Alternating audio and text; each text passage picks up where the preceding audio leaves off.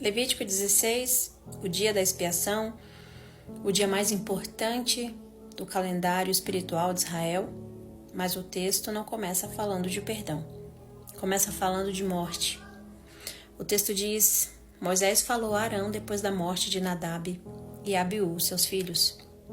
Porque Deus, ao instituir o dia mais importante do calendário espiritual de Israel, faz questão de lembrar 2 sacerdotes mortos. Porque o texto, ele quer estabelecer uma verdade antes de falar de reconciliação. A santidade de Deus não é didática, ela é real. Nadab e Abiú não morreram por imoralidade pública, não morreram por idolatria explícita, morreram por se aproximar da presença de Deus de forma errada. Isso significa que o problema não era apenas o que fizeram, mas como se aproximaram. O dia da expiação nasce sobre essa sombra. Nós não entramos na presença de Deus por iniciativa própria. Entramos por instrução divina.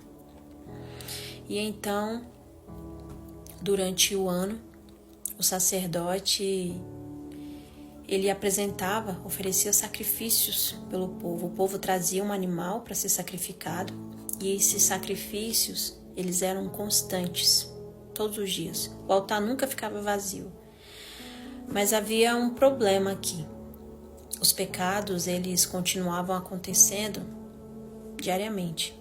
O sangue era derramado todos os dias, mas a consciência da culpa permanecia. Então Deus estabelece um dia no ano, o dia para tratar não apenas os pecados individuais, mas a condição acumulada da nação. Não era apenas perdão de atos, era purificação de todo o ambiente. O santuário, ele precisava ser purificado porque um Deus santo habitava no meio de um povo pecador. Isso é impressionante porque o pecado do povo afetava simbologicamente o próprio lugar da presença de Deus. O sumo sacerdote, descendente de Arão, deixava as suas vestes gloriosas nesse dia. O peitoral com 12 pedras, símbolo das 12 tribos, ficava de lado. O ouro ficava de lado, a imponência ficava de lado. Ele vestia linho, apenas linho simples. Por quê? Porque naquele dia ele não representava majestade, ele representava fragilidade humana. Ele oferecia primeiro um novilho por si mesmo, e isso revela uma limitação estrutural do sistema levítico. O mediador precisava de mediação. O intercessor precisava de intercessão também. O sacerdote entrava consciente de que se não houvesse sangue por ele, ele morreria antes de terminar o ritual. Antes de aspergir sangue sobre o propiciatório, ele enchia o Santo dos Santos com fumaça de incenso. Isso não era estética, era sobrevivência. O texto diz que a nuvem deveria cobrir o propiciatório para que ele não morresse. A glória divina não era apenas luz, era a santidade concentrada. A fumaça criava uma espécie de véu dentro do véu. Isso nos ensina algo profundo também.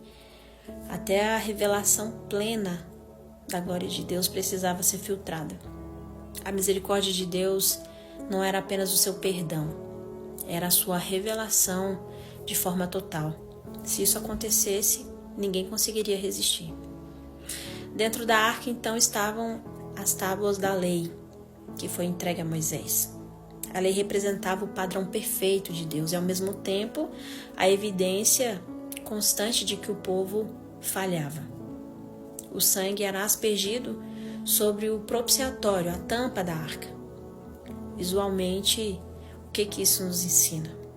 Nos ensina que a justiça estava ali, a transgressão estava registrada, mas o sangue vinha entre a lei e o olhar de Deus. O sangue, ele não anulava a lei, mas suspendia a sentença da lei.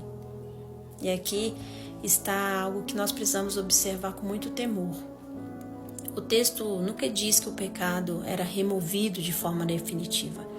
Ele era expiado, no sentido de coberto. A repetição anual provava a insuficiência desse sistema. Se fosse completo, não precisaria repetir. Então, a Bíblia também fala sobre 2 bodes e 2 dimensões do mesmo problema. Eles eram escolhidos através de um sorteio. Um era para o Senhor e o outro era para o deserto de Azazel. O primeiro bode, ele morria.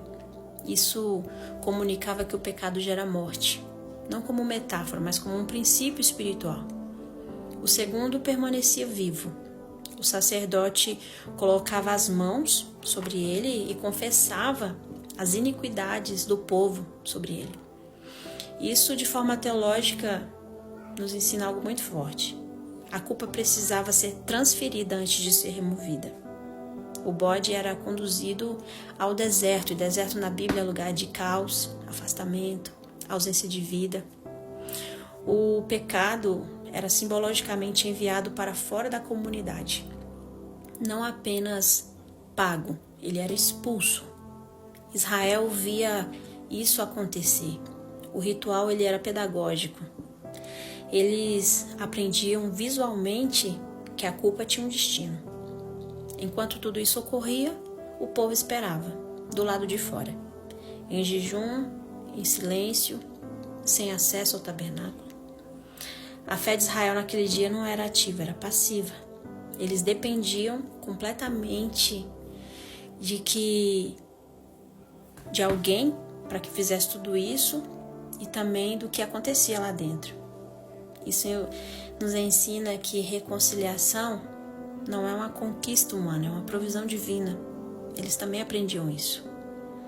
E também havia muita tensão ali, porque o sumo sacerdote poderia entrar e não sair mais. E se algo desse errado? O sistema inteiro dependia de um homem comum, falível, pecador. Ele oferecia sacrifício por si, mas corria o risco desse sacrifício não ser aceito. E isso já apontava para a necessidade de algo maior. Séculos depois, o autor de Hebreus interpreta tudo isso.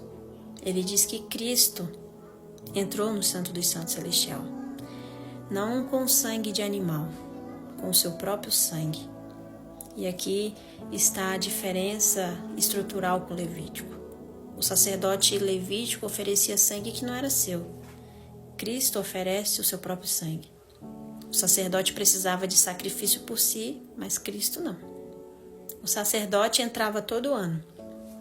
Jesus entrou uma única vez.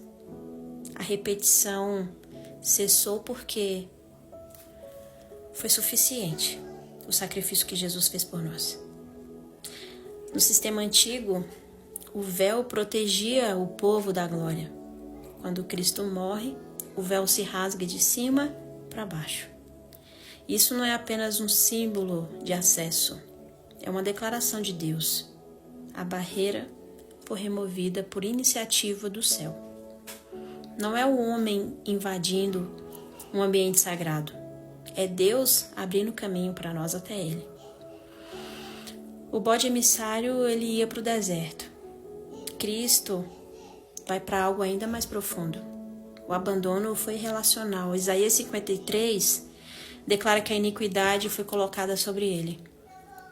Na cruz, ele experimenta o afastamento que simbologicamente o bode representava.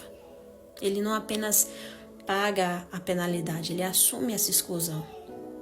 No dia da expiação, o povo esperava o sacerdote sair vivo de dentro do tabernáculo. A ressurreição é Cristo saindo do Santo dos Santos Celestial. Se ele não ressuscitasse, não saberíamos se o sacrifício havia sido aceito. Mas ele saiu vivo. E isso é Deus dizendo, está consumado de verdade. O pecado foi pago de uma vez por todas. O sacrifício foi aceito. Levítico 16 não é um ritual, é uma estrutura teológica.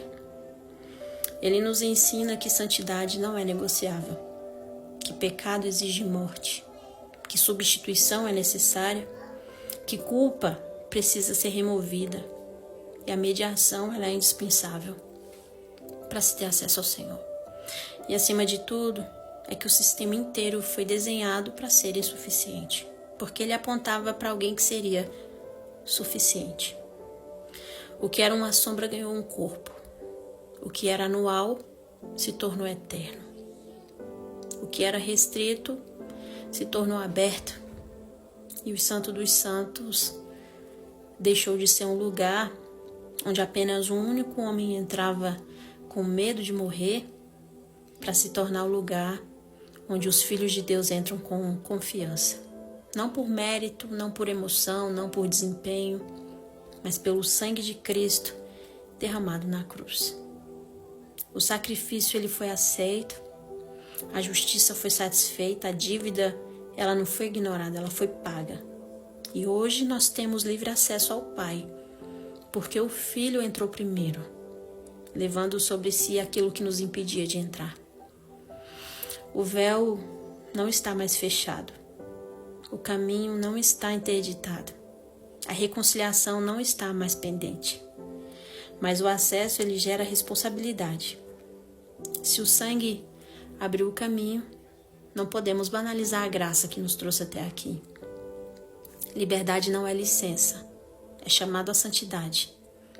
Aproximação é privilégio comprado com preço de sangue. E todas as vezes que comemos o pão e bebemos o cálice na ceia do Senhor, nós anunciamos isso. O sacrifício ele foi real, a cruz foi suficiente e a aliança está vigente até os dias de hoje. Não participamos apenas de um símbolo, proclamamos uma vitória. Testemunhamos uma aceitação, celebramos um acesso conquistado. Entramos porque Ele morreu, vivemos porque Ele ressuscitou e permanecemos porque o sangue satisfez a justiça, venceu a acusação e silenciou toda a condenação. Através do sangue de Cristo fomos justificados e reconciliados diante do Pai. Deus te abençoe em nome de Jesus.